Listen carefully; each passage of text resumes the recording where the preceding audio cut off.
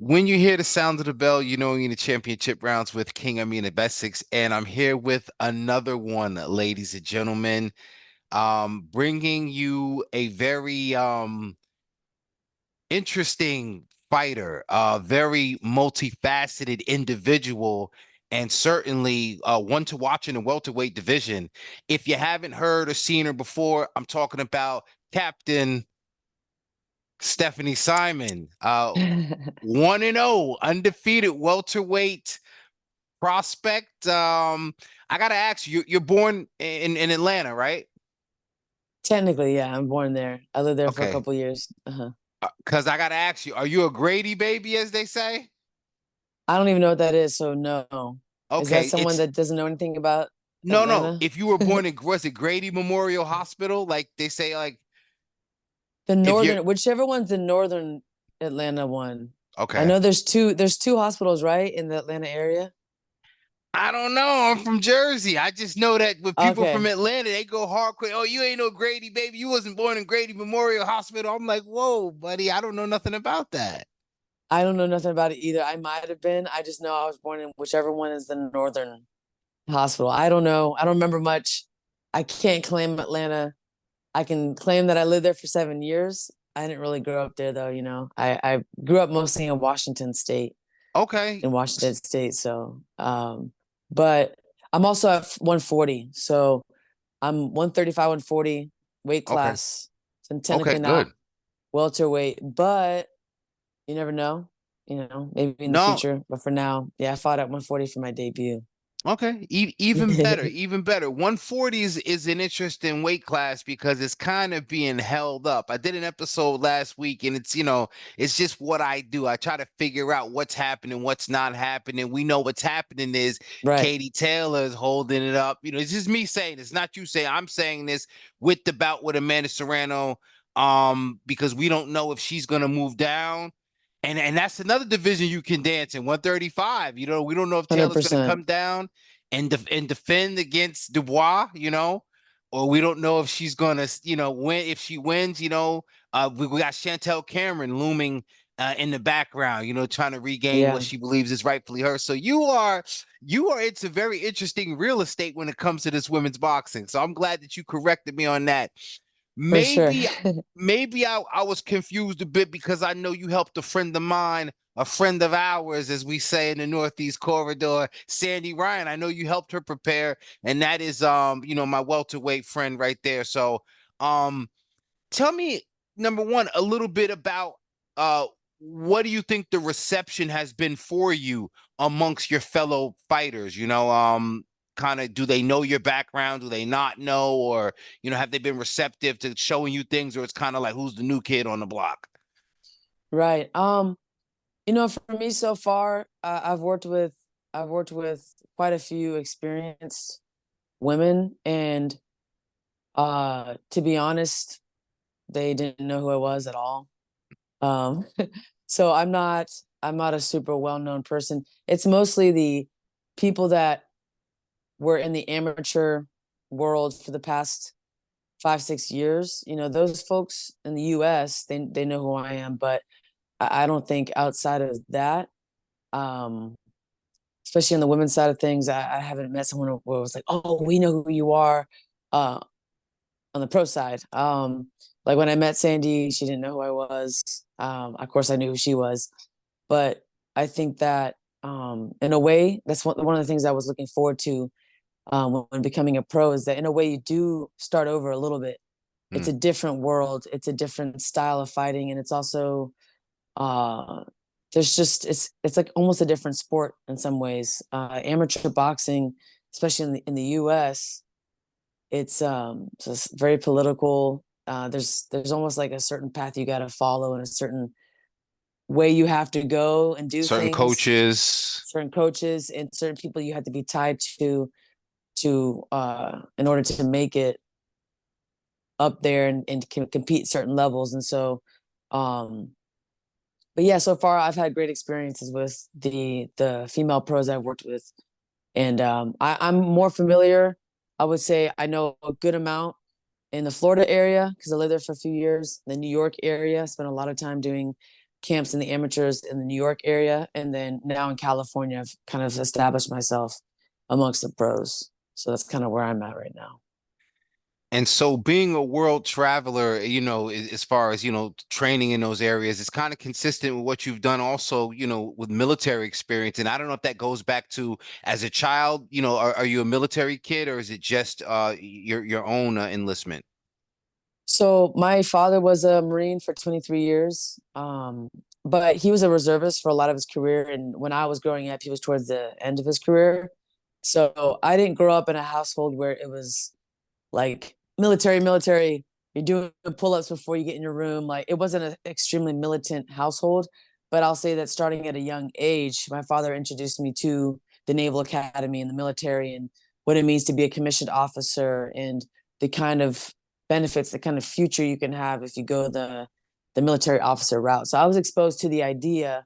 I remember around sixth grade is when I started to understand what it meant to be a military officer and to go to the Naval Academy or to go to a military college or go through officer candidate school and to hold that have that responsibility, if that makes sense. So I was young when I got exposed to it, but I wouldn't say that I grew up, like I said, like, in the trenches, like, doing crazy workouts with my dad. It wasn't like that. It wasn't that extreme. But let's talk about some, other exposure and experiences. Because I think, did you wrestle in high school? Yeah. So I grew up in combat sports. I started combat sports very young. I started off with Taekwondo. That was my original martial arts. I was around 9 years old. Then when I was 11, I started wrestling. And I reached pretty high levels with wrestling. I was All-American in high school. I actually had aspirations and goals of becoming a collegiate wrestler. But at the time, around 2012, women's wrestling was not where it is today. And there was very limited options in college for women's wrestling. So I found myself being very limited in what I could choose from in college. So there's a lot of smaller schools that are offering, opportunities for women's wrestling. But my father, he looked at me, he said, I know you love wrestling, but you can't pass up an opportunity to go to the Naval Academy. The United States Naval Academy is the most elite, prestigious military college on the planet. And you have all the things they're looking for. They want to see leadership abilities. You've been team captains of sports. They want to see good grades, good academic ability. You have awesome grades. You've done AP classes. You've done all that. They want to see that you're well-rounded. You're not just an athlete, but you've been in band. You've been a musician your whole life. You've shown that you are a well-rounded person. This is the kind of person the Naval Academy wants to accept. So he put that in my ear. And as I got closer to graduating, I was like, man, I love wrestling. I am so passionate about it. I just don't see myself feeling good about giving up an opportunity like the Naval Academy. So I went into the Naval Academy, got accepted. It's like freaking 8% acceptance rate, something crazy like that at the time. I got in thinking maybe there's some way I can get the Naval Academy to start a women's wrestling team or something. So I had false hopes. I hate to say it.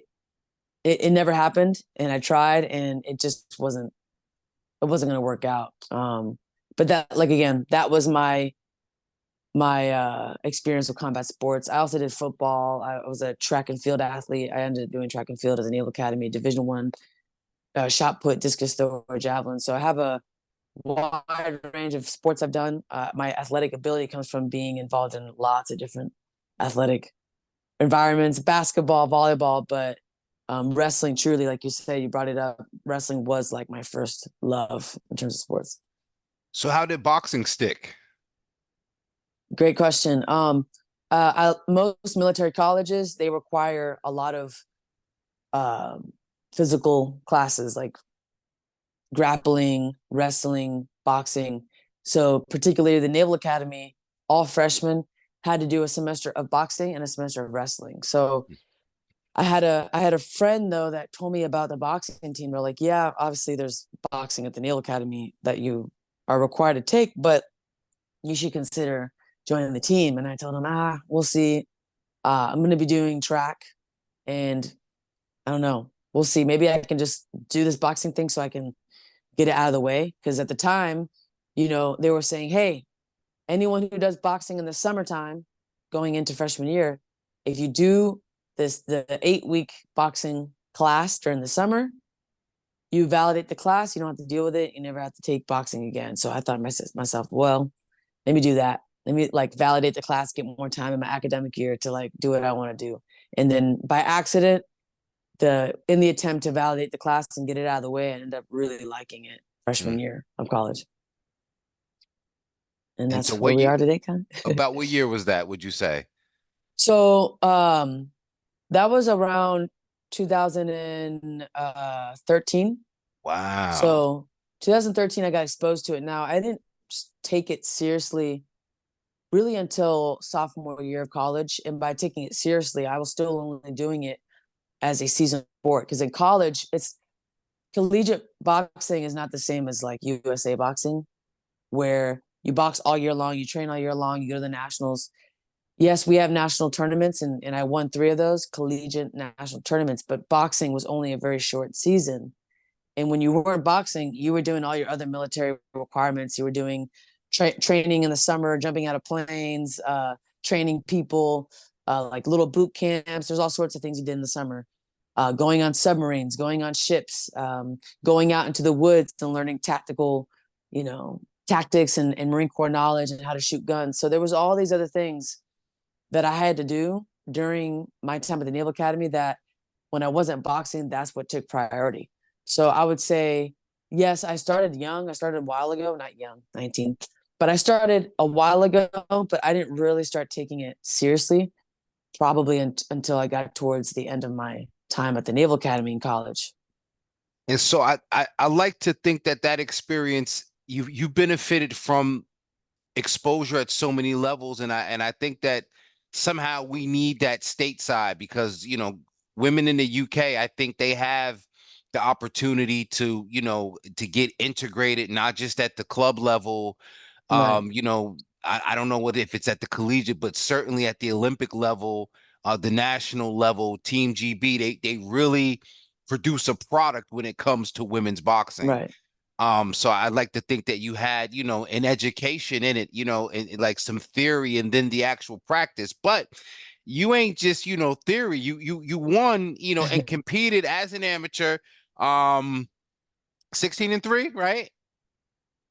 It's actually 29-5, but you know how 29 and BoxRec 5. is. Yeah, yeah, Yeah, yeah, of BoxRec course. is not They're not even accurate. counting the WBA anymore. Can you believe that nonsense? They're not? Yeah, they're Really? not acknowledging the WBA. Any WBA champions or past or present, if you fought for a WBA, BoxRec refuses to acknowledge it. I did not know that. And you just Wow. mentioned how political, the amateur system. Yeah, Can you imagine, right? I can't But imagine that, man.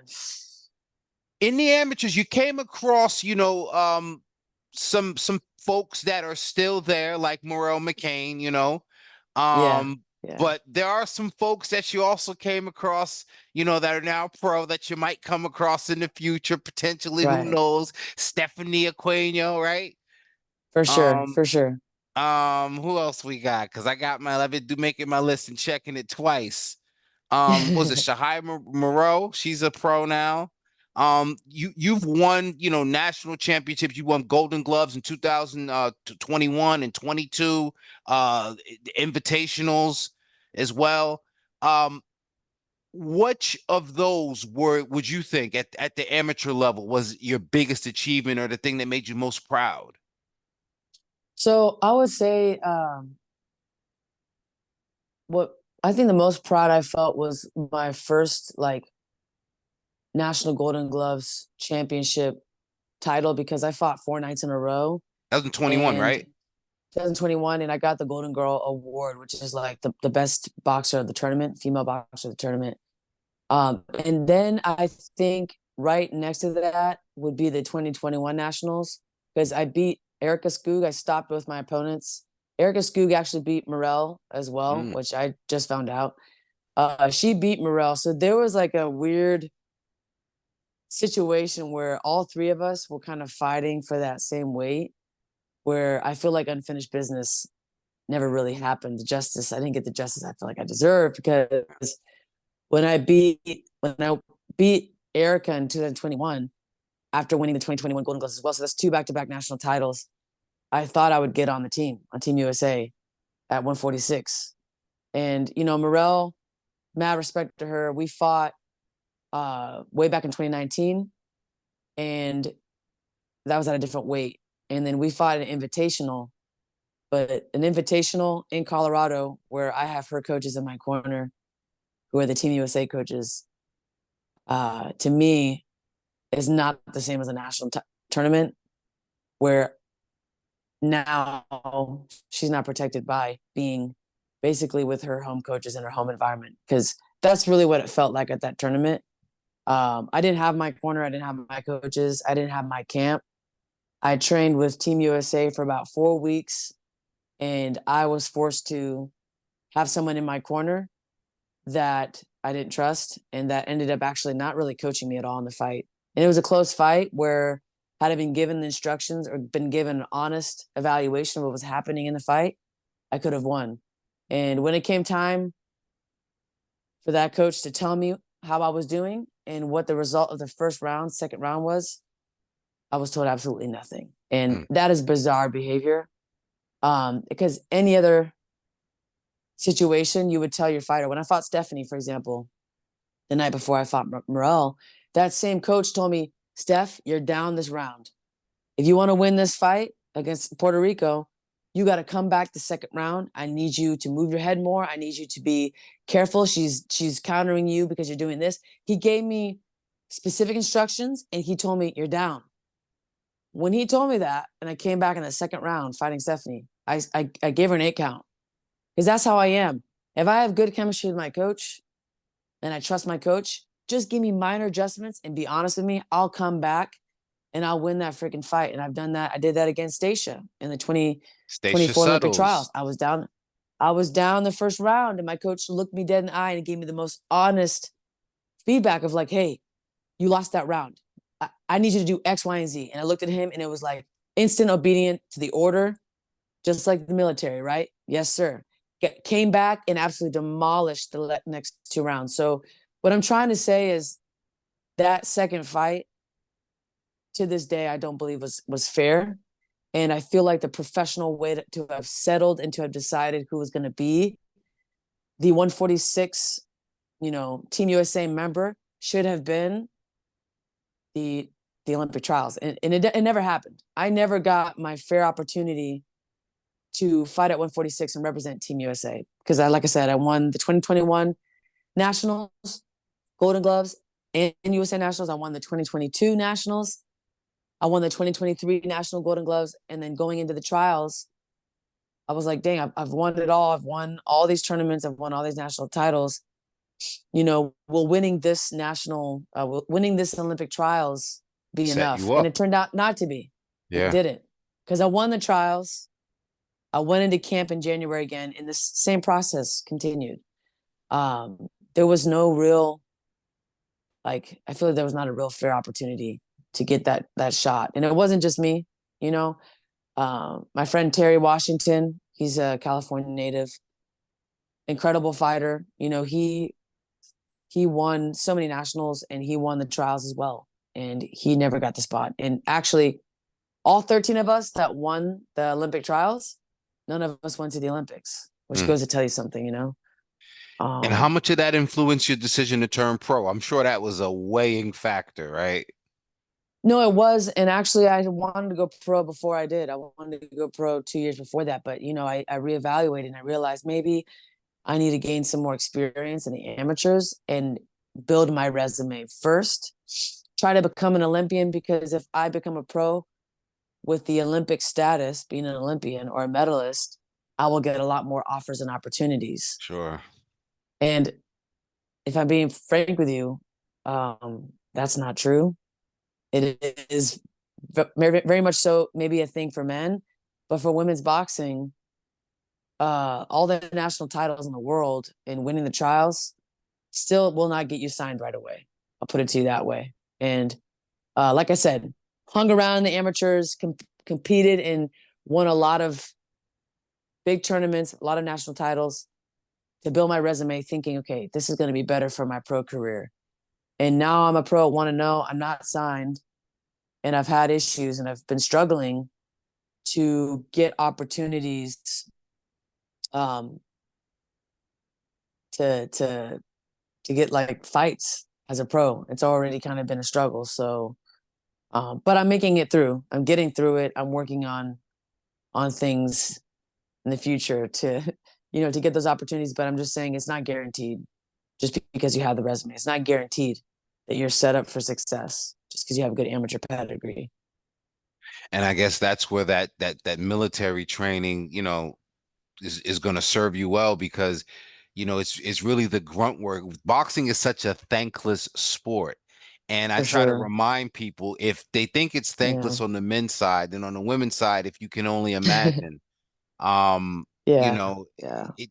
and I think it's important for people to understand, the investment that you made, the same way you invested in your military career. You Right. sort of shifted gears, and now you invested in his career as a fighter. And you mentioned something about enjoying starting over. Have you been enjoying this reset? Or how would you No. compare it to the military? No, not at all. No. And I'm facing the same friction I faced in the military where it's, you don't belong here. You're a woman. We don't respect women. We don't respect women in this role as a fighter. We don't respect women in the role as a platoon commander, as a boss.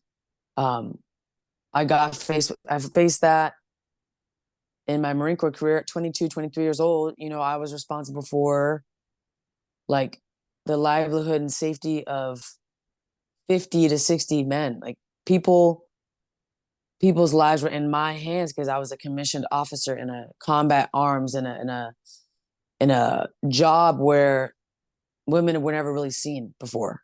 So I was not welcome with open arms at first. I had to prove myself. Um, I had to be better than the guys that just showed up as men to the same position I did, who didn't have to do anything. They had to prove anything. Just by being a man in an officer billet as a platoon commander, they were already given a base level of support and respect. I didn't have that. And in boxing, it's the same thing, right? I came out here with my resume, with my background. And what really saved me so far, I've noticed, is having the military background is what sets me apart from any other woman, right? Because, yeah, there's a lot of great fighters. There's a lot of people with titles and championships and stuff, but none of them have been Marine officers. None of them are captains in the Marine Corps, like captains in the military, like people that have had that kind of responsibility and that have gone through that, right? That does give me a little bit more respect and a little bit more, I'm a little bit more validated. It sounds messed up, but when I tell people that I'm a Marine, a United States Marine, instead of kind of like, what are you doing here? It gives them a little bit more of like, oh, She wow, must be serious about this. she must be serious about this, right? She must be badass or something. So, but even with all of that, I've still heard to my face in gyms, we don't support women's boxing. We don't take it seriously. We don't really believe in it. I have yet to see a female fighter the only female fighter that I really respect is X or XYZ, Yeah. to my face. And I'm talking like 8 weeks out from my camp, I'm hearing this in the gym that I'm training in. So, you can only imagine, right? Being at the time 29, 30, I'm 30 now, but 29 years old, having gone through the most difficult military college, the most prestigious military college, going on to be a Marine Corps officer, going through all that, being a full-time, uh, captain of the Marine Corps boxing team, being inducted in the Hall of Fame, doing all these things, being a part of like history in the military, First and East Coast amphibious assault. aviation officer. Yeah, Uh-huh. I went into this job when women were just then being allowed to do the job I was doing, because women were not allowed to do those combat roles in the Marine Corps until 2016. And I went into that right as that transition into opening up those jobs, right as I was happening. I was at the forefront of that. And I just like, it's still shocking. It's like, dang, it really doesn't matter what it is. If you're in a male dominated space as a woman, you will always face backlash. You will always have to go through things that your male counterparts don't. And I mean, I see it all the time. And had I been a guy in the same position, hey, I'm Steven instead of Stephanie. I'm Steven Simon. I just moved here from Miami. I'm the, 5-time national champion. And again, not national champion as a kid. I'm talking about elite national champion. As an adult, 18 plus, 5 times. That is different than winning 20 national titles as a freaking 13-year-old. I'm sorry. Sure. It's different. It's different. When you're a grown man or woman fighting grown men or women and you win national titles as an adult, that's when it starts getting serious, Yeah. And to have that and to show up and people don't even look at you and you're punching the bag by yourself. And it's like, I don't see my male friends going through that. I hate to say it because I don't want to make you a martyr, but maybe you're destined for it. You did it. You did it the first time. As far as your Yeah. military career, maybe it's divine that you're in this position in boxing. Um, Jonah in the belly of the whale. You're trying to figure a way out, and it's going to be challenging, as you've For seen. sure. Some fighters, they seem to find a way to move the pay scale, but it really don't trickle down. And beginning on this journey, I want to talk about your pro debut because it was on what some, which should have got more attention as a historical fight card. We've seen Yeah. an iteration of it before with Savannah Marshall and Krista Shields and Alicia Baumgardner and Michaela Mayer, and I Yeah. guess this one didn't have the same sizzle, but it was kind of like they put it together. Just tell me about your experience, first of all, being your pro debut, and maybe what you learned from that experience. For sure. So my pro debut taught me that if an opportunity comes about and you're not going to go in the red in terms of finances, and you're going to get something and your people will be covered in terms of, hotel, airfare. Per diem, a little If bit all of that per this. diem, if all that is covered and you'll get a fight and you know that you'll be involved in picking the opponent, take the opportunity. Right? There was many reasons for me to go, this is like a private event. The promoter, awesome person, but this is just like first time promoting like a women's card. I could have looked at the opportunity and been like, oh, I don't know about all this. I don't think I could have done that. I could have found reasons why I shouldn't have done the card, right?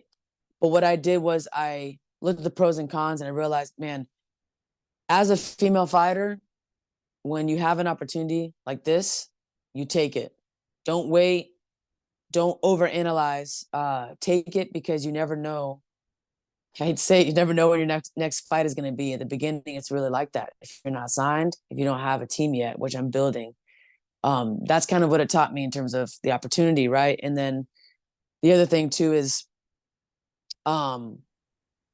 your story and having the I guess being brave enough to speak on your experiences and to stand up for what you believe in. It speaks to people in a way that like just being a fighter that keeps their mouth shut doesn't do.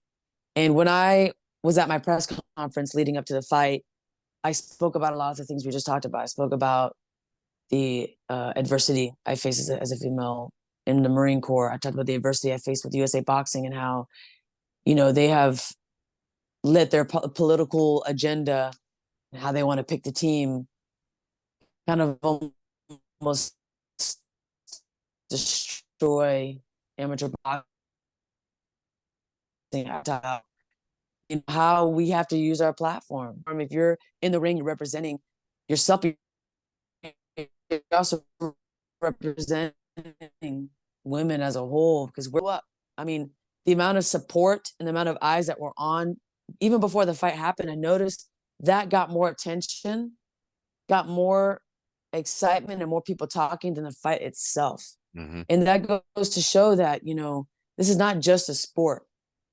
Like I said, if you have a story to tell, the whatever happens in the ring is obviously important because you can't lose. If you lose, then it's like, okay, you're all talk. End of the You're not really story. showing in the story. But if you have the ability to fight, you can fight. You're a good fighter, and you can storytell and you can talk about your experiences, and you can use that to like make the world a better place. Why not use your platform? It's really what I got out of, again, that before the fight, the press conference, like people were amped up, people were excited, and they were inspired. The fight itself, it was a closed private venue. It was in a studio, like a film studio, the Trilith Studios in Atlanta. So I didn't have a huge crowd. They only gave me a handful of tickets. I could only have a few like family members and friends there. So it was a different environment. It was super cool. It was a 3D immersed world. So all around us were these 3D screens, and it was incredible. The way it looked in there, was like, whoa, this is unreal. Cost like $1 million a day to rent, but wasn't the usual debut where people have a very small card and they're at a regular venue, Club a couple show. thousand, club show, right? It wasn't like that. It was obviously a small crowd, private event, but just being in that environment with the screens and like the high tech, it was pretty freaking cool. My opponent was tough. She was an MMA girl, had an amazing chin. I landed a lot of shots, some hard shots too. And I showcased my ability to move, not just to punch. I used a lot of footwork, a lot of feints. I danced around. I tried to have some fun with it.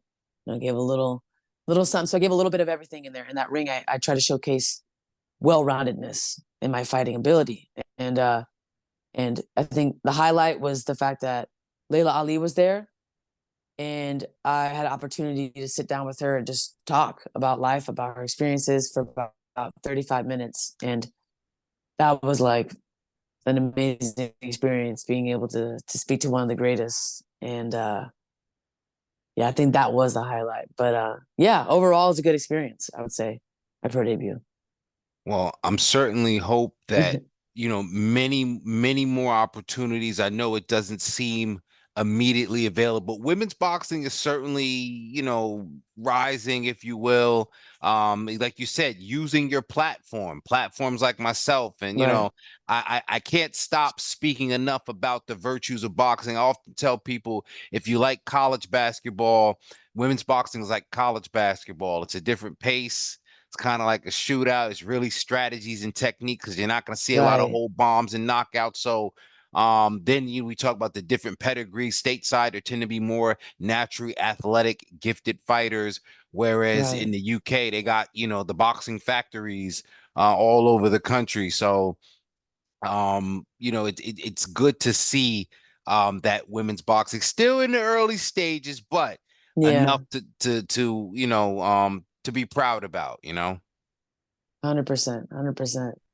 Now, what I like to do is I want to play a case of a little bit of verbal, virtual pad work with you. All right. I want the Okay. first Okay. answer that comes to mind. We're gonna make this fun. We're gonna make this light, and you're gonna show me what you got. All right. And people are gonna learn more, and more importantly, I'm gonna learn more about you from this. So, are you ready?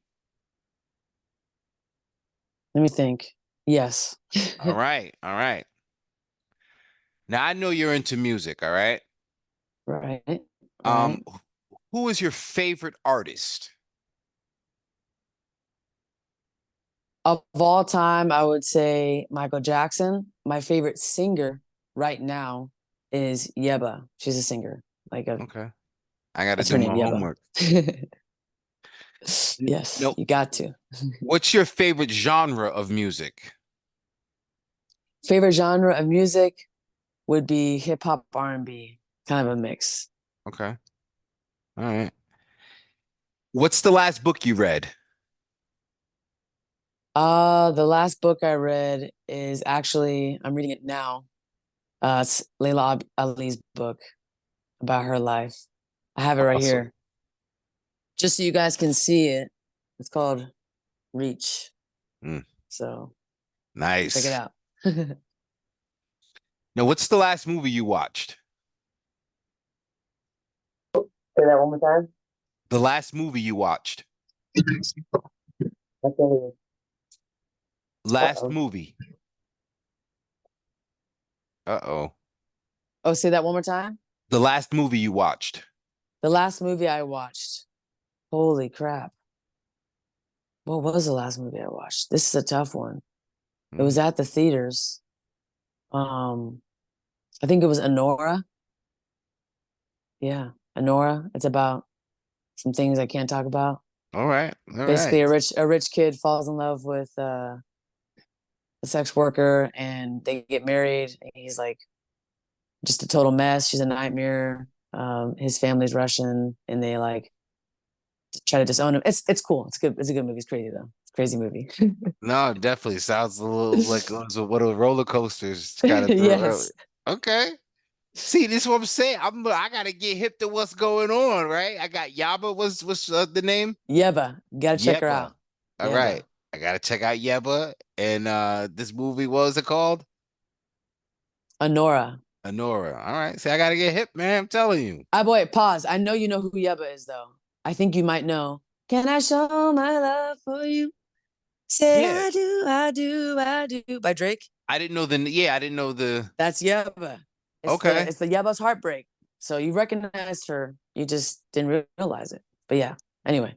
That damn Drake. He got you. No, I might already know the answer, but who's your all-time favorite fighter? Marvin Hagler. Marvin Hagler. See, I didn't know the answer. Yo, Yeah. shout out to Newark, New Jersey. Marvin Hagler is Newark, New Jersey's own. I love Marvin Hagler, of course. Um, Yes. yeah, awesome. Tough as Now, nails. do you prefer to train indoors or outdoors? For boxing or just for training in general? Good question.